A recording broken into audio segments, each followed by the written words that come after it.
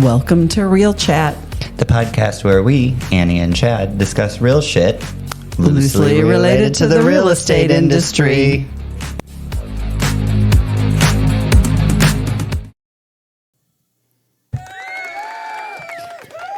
Good morning, Annie. It's not even anywhere near morning. It's my morning. Afternoon is morning to me. You know I don't do things in the morning. Welcome to episode 8. Thanks. You're welcome. Anytime, sister. Sister from a different mister. What's that? Getting ready for Thanksgiving. Not Yeah. really. I don't have a kitchen, so I'm like, I'm you're not bringing doing bread. anything for Thanksgiving. it's the easiest Thanksgiving ever. I'm the relative that got assigned bread and corn. Crockpot corn, Crockpot too. corn. Oh yeah, and a I didn't pumpkin know there pie. was such a thing as crockpot corn. Well, I'm just saying you can heat your corn in the crock pot. You're literally going to take frozen bags of corn and put it in a crock pot and turn it on. That's what you're calling crock pot Well, corn. how do you cook your corn? I don't know, but I'm with like ingredients, butter, Well, I'll have butter. some salt and pepper, maybe. Yeah, I got that. I don't know why you find it funny. I mean, yes, frozen corn in the crock pot with some butter and some salt and pepper. No cream cheese, no nothing, no. Yeah, cream. I guess you maybe. make cream corn like that. You know, I'm That's thinking good. I mean, I'm not it going is to lie. Thanksgiving, so maybe you should Fatten it up. try. So then I have pumpkin pie assigned, and this morning I went into Quick Trip. And I was getting my soda, and I said to the guy, I go, it's like Christmas morning. I go, I'm assigned pumpkin pie, and here you have Eckerd pies. Eckert's made my life So I bought easy. a pumpkin pie, and he said, oh, they're really good too. He said, if you take it out of that, they'll think you made it yourself. And I said, yep. Yeah, I don't think anybody's going to think you made that pie yourself. I think they all know you better than that. I know. But I've never made a pie in my whole life. you don't even own a pie pan to make a pie in. I have Aunt Merle's pie pan at my house. She funny. makes us pies, and then I have to give it back. I was at Quick Trip today, and they had this stack of, made me a little bit nostalgic, actually. They had this stack of Black Friday ad newspapers. No. They did. Stacked up Really? next to the, yeah. Is it going to be a thing this year? No, I was so like, it made me Yeah. nostalgic. I walked in the door and I'm like, oh, the stack of Black Friday know. newspapers is next to the cash register. And then I'm like, oh, I'm so buying one, which I still bought one anyways, but it's like that thick. Yeah. And you remember when it used to be like, oh, like you needed COVID. 2 arms to carry that sucker home. COVID ruined Black Friday. I know. So, I enjoyed Black Friday immensely. yeah, I did not. And then you made me become addicted to it. You got a couple years in there. I did. It's not the same now. They're already having Black Friday But we didn't do sales Black all Friday. week We long. did it Thanksgiving night. I never actually did the Friday. Yeah. I've not bought a single. That's a lie. I was about to lie. I was going to say I've not bought a single Christmas present yet. But then I remembered I did buy Emmy a Christmas present already. I have not bought any. Narrow one. You're usually done by Black Friday. I mean, we used to go Black Friday shopping. You'd be finishing your list. Right. Yeah. No, I haven't started. I don't even make a list. We all know I don't I know. use It's lists. annoying. Because then after shopping for like 6 hours, every year you say, we can't go home yet. I haven't even bought a present, except for the car is full of shit you bought for yourself. That's how I Black Friday shop. 2 for me, maybe 1 for somebody else. No, wait. Let's be nostalgic. The best Black Friday shopping ever was we met after Thanksgiving dinner, like at 4 o'clock. Uh-huh. And then we hit all the stores that were open on Thanksgiving. Because there was like a lull that day. They opened on Thanksgiving night, but then they were like closed at like midnight or whatever. Well, I think our lull was like from 3 a.m. to 5 a.m. because Macy's opened up at 5. So we went to the casino. Oh, yeah. But you skipped a piece there. That was McRib. It's back. Them liars said it was never coming It's back. not back yet. I tried yesterday. You're on a diet. I am not going to not have a McRib. Why? It is the most disgusting looking. It's delicious. It is. That's kind of like being a cat person or a dog person. You're either a McRib person or It's you're true. not. Me and my brother Danny are McRib people. He already messaged me. It's back. They did say it was never But we coming worked back. at McDonald's. I think that's also something, You worked at McDonald's for a long time. I did. How many years was it? And when you seared the McRib on the grill, it actually squeals. It makes it even worse. Yeah, I'm not going to say that it was lovely, but it's delicious. If you Anyway. say so. Anyway, we digress. Yeah. So, We do that a lot. yep. So, Remodel Almost- project coming along. Yeah. Almost done. yeah, I have sort of cabinets. Amazing. They're going to be Yeah, you need the amazing. structure of the cabinets, no doors yet, though. Right. And then today I got a refrigerator. That's a whole different process, isn't it?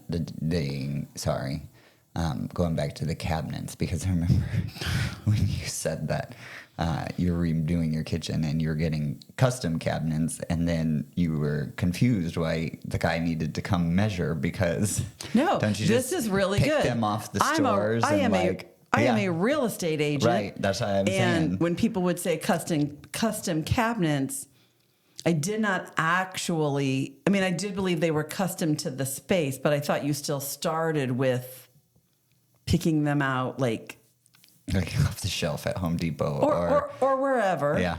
And then they customize them to you. No, literally, when he showed up, it's amazing. Mm-hmm. When he showed up, he just showed up with some wood. And it's just, there's so much precision. I mean, it's amazing. Yeah, and they actually like install the layout all and design it and put it. Yeah, And he actually measures like 4 or 5 times. And unlike Chad, so that's where the saying "measure twice, cut once" comes from. measure twice, cut once. So Chad and I are doing a rehab a few years ago, and we decided we were going to do the bathroom floor. We're going to redo the bathroom floor. Do you know what story I'm telling? Shanwood? Yes. Yeah. And so, okay, all of a sudden I was painting, I think, and Chad was in there redoing the linoleum in the bathroom floor. And then I heard cussing and throwing of things. And I went in there and he was 6 inches short. That is not 6 inches. That is 6 inches. Jamie, Okay, this Jamie's is loosely got you related. fooled. This is loosely related to real estate. So anyway, Yeah. so that was the pissed. day that I cut told it you. short. Yeah, he did not measure twice. No, I did not. I'm not even sure I measured at all. I was so over that freaking house at that point. It was wasn't so even bad. funny. And you glued it together. I did. It was a rental property. It was not actually a flip. But Anyway, Anyway. how we sold it too. my cabinets are like precise. It's Yeah. really cool. So, but yeah, just the It's the my idea that they're son-in-law's building- brother who's doing them, and he's amazing. So when somebody tells you they have custom cabinetry, It's going to mean something more to me now. right? Or you're Yeah. going to be able to tell whether they're lying. And or I'm not. going to have one of those fake doors where it looks like it's a cabinet, but it goes into my laundry room. And I have Yeah, a pot you keep filler. telling me that on that fake door thing, and I'm a little bit nervous about it. I'm Like, not I don't- nervous it about that just at looks all. Like I'm not so sure about that one yet. The front of the door is going to look like the cabinets. I know what you keep saying. I just don't understand how that's going to look Well, normal. The reason, otherwise, it would look so awkward because the door to the laundry room was going to be in between my cabinets and my pantry, But your it was going to be like a cabinets aren't tunnel. going- You'll see. The cabinets aren't going all Don't the you way worry, to the Scarlett. ceiling, are they?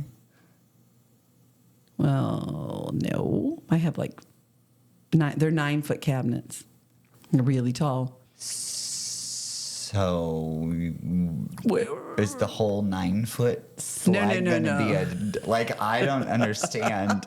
I showed you the drawing. You did not. You were. I never saw drawings. Yes, you did, and you were like this. Okay. Nice, because really, I mean, Above the door will be cabinets that come out, and then the door will push forward, and then it'll look like the cabinet. But when you open it, I just feel like it's. I feel like it's going to be a little bit the Lion, the Witch, and the Wardrobe, where you're like going into the wardrobe to go to the magical kingdom. It'll be so fun the first time people play hide and seek at my house.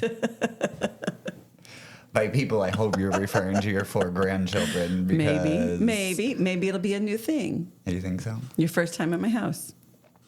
Anyway, Nobody's ever coming to your house again. now everybody knows. I know, right? They're out. That's it. I'm grown past it. So, Oh, anyways. Installation was fun. Yep. You said it sounded like you said insulation. What The installation event of the Did we talk about it already? At St. Charles Realtors. I think last time we were the day before it. Maybe we did. Yeah. They said we were going to it, but Okay. it was a lot of fun. It was. So, that was fun. What else? I'm getting some super cool countertops. You want to go back to that topic? You told super me about those yesterday. Cool. I didn't even know that was a thing. Yeah. Tell me what you're getting again. I don't know that. I can't remember the name now, but they're like they're black, but they're not like black, and they're cords, but they're matte. That's what I was. So when you touch them, they don't feel like like a normal like hard shiny surface countertop. Yeah, they almost feel like this, like they have a. I think they're going to be all the rage. But they're kind of more of a charcoal. Let me know how that goes, because that would be weird to me, like different. I don't but they're know like a really cool, like it or not like it, but it's definitely different. Yeah. Even for mica or laminate, it used to be for mica, it's now on laminate, it feels the same. It does. This does not feel the same. I'm interested to see those. I know. They're coming to measure next week, right? Yeah. I will have countertops and appliances by Christmas. Just maybe not cabinet doors. So Christmas is back. Hey. That's actually faster than you thought it was. I probably won't have furniture, but who needs furniture? I got folding tables and chairs. Put a rug on the floor. It'll be fine. Yep. So. Although I would like to see some of your family get up off the floor. I can get up off the floor.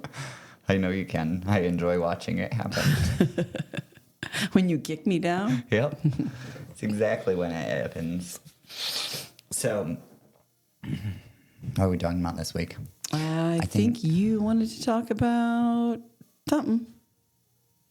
Financing contingency. Oh, I didn't get that. I just thought contingency in general, because we started that last time. Financing contingency. I had that conversation. One of the agents called the other day, and they were reviewing offers on their listing with their client, and she kept saying like things that were her personal opinions of specific loan programs and stuff like that, but they're just opinions.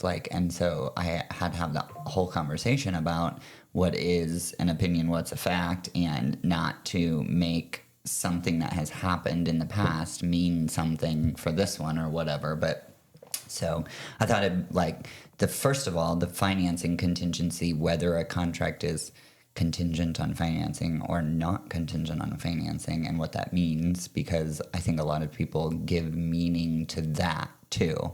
So when you get an offer or you write a contract on our St. Louis form, there's two options under the method of financing paragraph, and the first one is not contingent on financing, it's checkbox, and the second one is contingent on financing. And sometimes you get an offer and it's not contingent on financing, and I'll hear agents say all the time that it's a cash deal, and that's not what it says. Right? No, that we just had that deal, and the agent said, "Oh, so you're paying cash?" And I said, "No." No, it's not what it says. So that I think you got to back up though, and I think you got to define contingency. What does that? I mean, I don't think that people actually even understand that word. It means that the buyer has to be able to do something or search something out or research something. It means that if a contingency just means that something has to be done in order to close. Right. It's a future event that you plan on doing. If something goes wrong and it can't happen, then I don't have to close as the buyer. Right. So when a contract... And I get my earnest money back. And you get your earnest money back.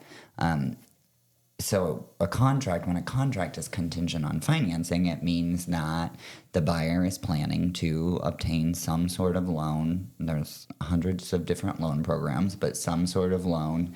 And if they can't, for some reason, obtain that loan, they do not have to execute the contract or close on the contract. They can walk away and get their earnest money back.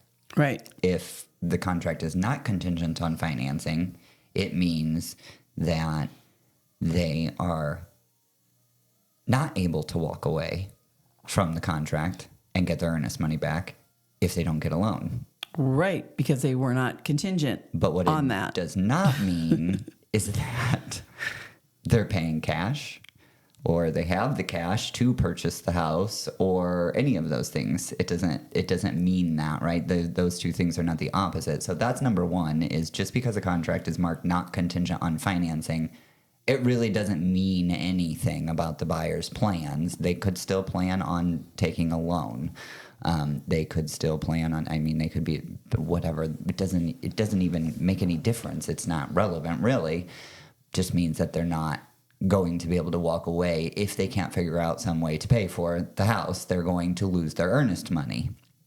And potentially they could get sued by the seller for performance, although we've been told by lawyers that never happens, never win that case, because no judge is going to force somebody. You can't. At the end of the day. However, so most of the time they just lose their earnest money and the seller gets their earnest money back. So you have a seller. Yeah. This happened quite a bit in that crazy market we were in. So you have a seller and they get an offer that's not contingent on financing. Of course, as the person representing the seller, Right. you're like, tell me more. The listing agent, The right? listing agent, right. Because some people were willing at that point. They were willing to pay $30,000 more. They were willing to lose their earnest money. Right. You should be asking at that point as the listing agent. So I see you're not contingent on financing. What is the buyer's plan for paying for the house? Because there's no other spot in the, whatever. And in the contract that lays that out. And so that would be the question I would ask is, you're not contingent on financing, but what's the plan? Right. Right? Because the buyer should have a plan. Because some sellers agents will call and say, well, where is your proof of funds? Right. And you're like, why are you asking me that? That's not the question. That's not the question. The question is, how is the buyer planning on paying for the house? Because they're not contingent on finance. So they could be a lot of things. Like the most recent contract we did, the buyer was already through underwriting. So they had been personally approved, with their income had been reviewed, all of that kind of stuff. The only thing that we didn't have to get them a formal loan approval was the actual house. But they were putting a substantial down payment down, and the lender ran the findings and said they're going to get a waiver on the appraisal because they're making such a large down payment, because appraisals are all for risk mitigation on the bank. So they don't really need to be financing contingent, and because they were not. It was not even weighed on whether they lost their job. Right. Their income was based on income from other assets, so there was no... Right. Because we have also seen that. A lender says that, but then someone loses their job. Sure, because shit can happen. But this crazy one was shit can happen. golden. Well, his assets are in the market, and the market could crash also. So, always the extreme can always happen, right? Could. Probably not going to. Odds are slim, but it could. Yeah, and we never know all the facts on that. Right. And so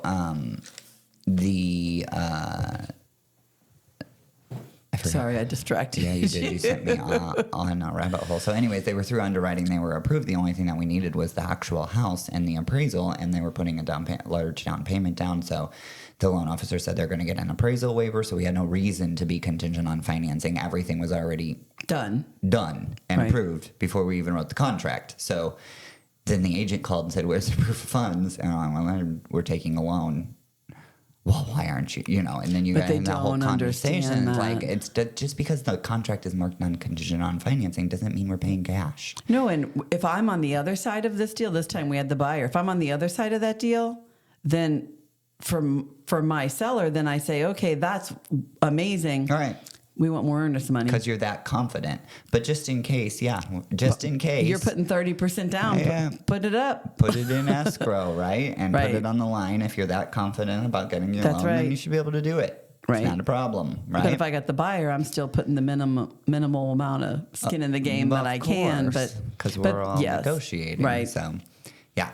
So that's number one, is not contingent on financing doesn't mean that we're paying cash. And number two is when you are contingent on financing, there's 5 lines down in the paragraph that lay out the loan program that the buyer is contingent on applying for.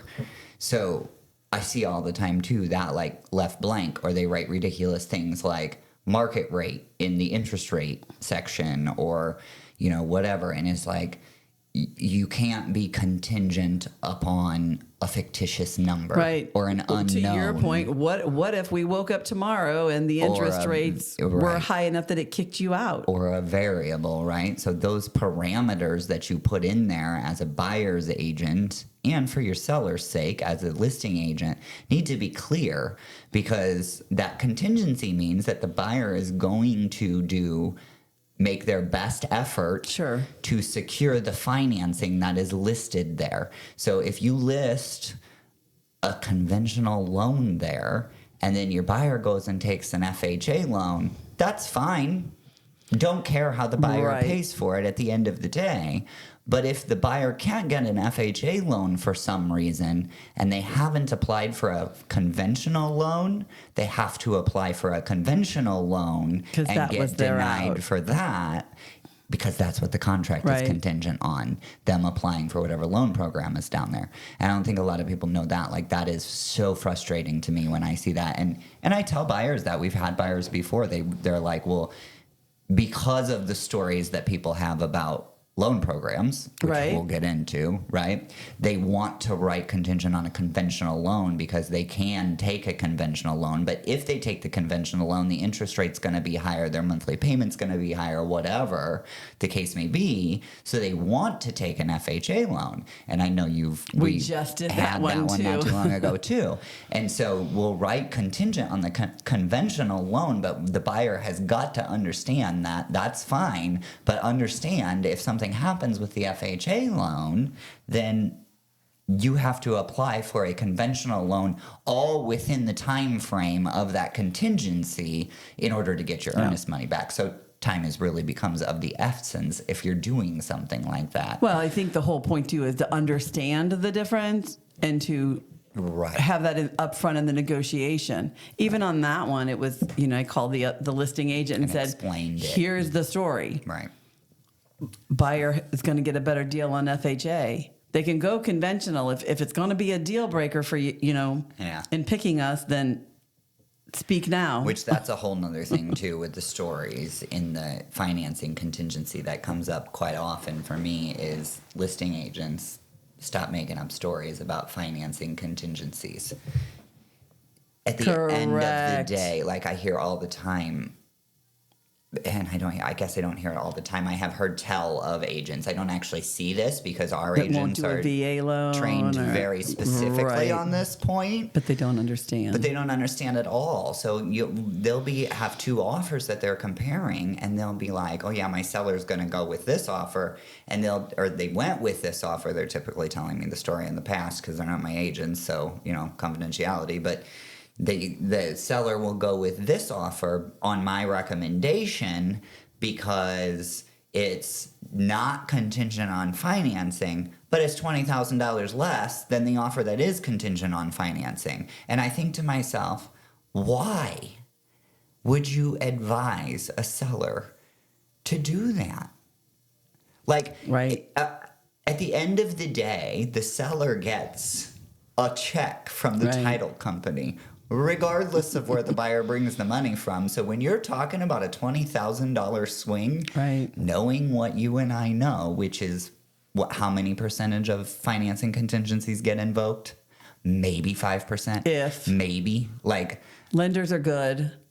Typically lenders don't pre-approve without all the that. If you have a legitimate lender, sure, there's always that out there. But that's what I'm saying. Like 5% of financing contingencies get invoked, and you're advising your seller on that 5% chance that that buyer doesn't get approved for their loan to give up $20,000. Nope. No way in hell I'm doing that. Like, it's just astonishing to me. And the only reason is, and I think that comes from that whole cash. People say it all the time, cash is king, right? And so when they're talking to their sellers, the sellers are being told this contract is not contingent on financing, so they're paying cash. It's like when they go to closing, they think they're going to leave with a suitcase. Yes. Full of cash. Like it makes no difference. The wire you're going to get is exactly the same. No, I would tell sellers that in that crazy market. Even if that one fell apart, if we had 20 offers on your house, guess what? Right. We'll do it again. I mean, why would you leave that money? Why would you leave that money on the table? And it is just because of the stories. And so much of that, because I had one that was our client, was a brand new realtor. And she, so much of that story is picked up on by your sellers through the initial consultation and your listing appointments and all of that. Like, you have to start paying attention really early to what you're telling your sellers. And by telling your sellers, I mean the way that you're talking about things. And what they already believe to be true. Exactly. Like when you walk through a house and you start pointing out maybe things that could be improved, if you're saying things like, oh, well, FHA is going to have a problem with that, you're telling your seller a story, which is that FHA loans have problems frequently. And that's not necessarily true. No, and I would say the average consumer, if they hadn't bought a house recently, the average consumer does not understand the difference in the inspections that they're allowed to have with that contingency and an appraisal. No, and then you get into the stories about, which we could do a whole episode on each different loan program, but the stories about conventional versus VA. Somebody said that to me the other day. Well, I have a conventional loan and I have a VA loan, and they were like, the conventional loan is better. And I'm like, why is the conventional loan better? And they're like, because the VA is more strict on their appraisal and blah, blah. And I'm like, I don't know that that's true. There's no data to back that up, first of all. No. At all. No. And it's not. I mean, it hasn't panned out for us at all. Right. No, we had. had. At all. I'm not going to say the listing. I'm not going to say the house, but we had that one semi recently, and that the buyer, we had the seller. The buyer actually was like in tears because he couldn't get a house because nobody would take a VA loan, and we were like, okay, send us your offer. Like he actually called and said, "Is it even worth it? We're VA." Like, wow. It's sad. That you actually, wow. And that's what the veterans are the ones that are getting the short end of that stick too. And is the VA a pain in the ass? I mean, the actual Veterans Administration, it's a government agency. I mean, they're all a pain in the ass. So, whatever. But like at the end of the day, we've never lost a deal because we couldn't get past a VA loan. True. No, I know. I'm a big advocate for them. The actual loan is way better for the consumer. Like if you're eligible for a VA loan, the terms are better, the interest rates are usually better. And then the other one that really gets my goat is all of those things are true and only veterans are allowed to take them. And so then I hear people say quite frequently that people take VA loans because they're 100% financed and they don't have any money. Not true. It's not true, right? It's not true at all. No. We just have to do a better job as realtors to be able to understand that and explain that to the consumer. Right. No, and I feel like realtors, and even when we're writing contracts and stuff like that, it's not a question that we ask typically of VA buyers unless you're trained on the VA loan, which I know you are because you're MRP certification, military relocation professional through NAR, which is all about. My husband's a veteran. So I'm an advocate. Loans, right. But the thing that really gets me is with buyer's agents, their buyer tells them they're taking a VA loan and they just assume they're taking 100% financing. And that's what they write in their loan contingency in the contract that we were just talking about under that loan program.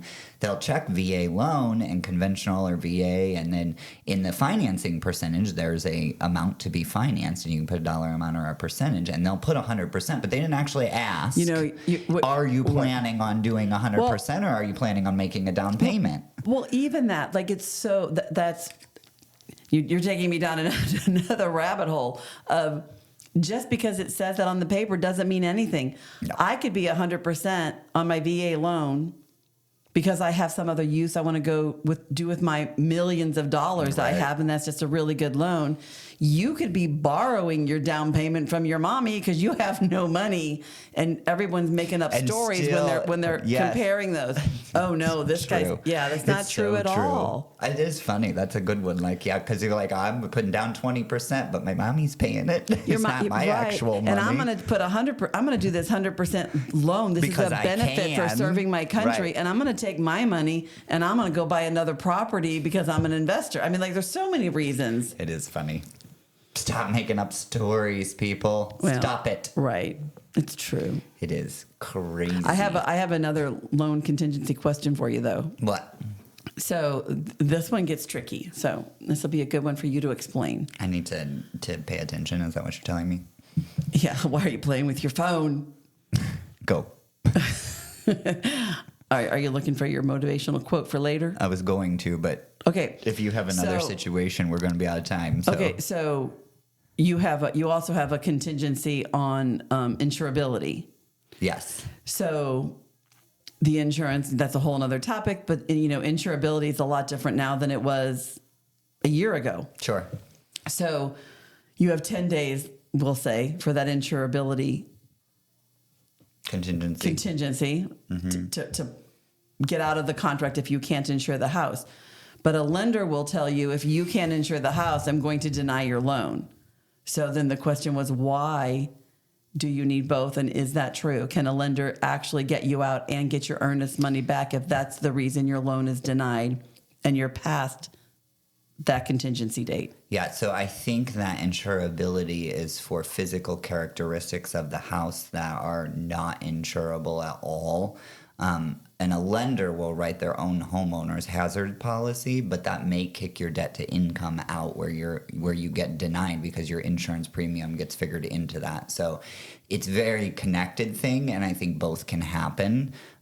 So I think it's important to get an insurance quote within that 10-day period, because if there's some problem with the house or you personally. Yeah, that's the new one, is you personally. You can't purchase insurance on the open market, then you're going to have an issue. Now, that doesn't mean that the lender doesn't have some very high rate insurance policy that they will issue you, and then you're going to be stuck paying that. Or that could your kick debt you to out? income falls within that line. Yeah. So it just depends on those are a lot of variables at play at once, right? All of these are reasons why when you're purchasing a house, you need to be represented, because for sure. Everyone thinks that it's, could be so easy, but these things all come into play. And even for us, they're not black and white. Oh, no, they're never black and white. No, it's true. So we are over. Oh, so it's just so fun chatting with you. I just lose track of time. Ditto, girlfriend. Ditto. So what's your motivational quote for us, Chad? I have a motivational quote today, which is great that we're over time. So go be yourself and love thy neighbor. Count your blessings. See you next week. Bye.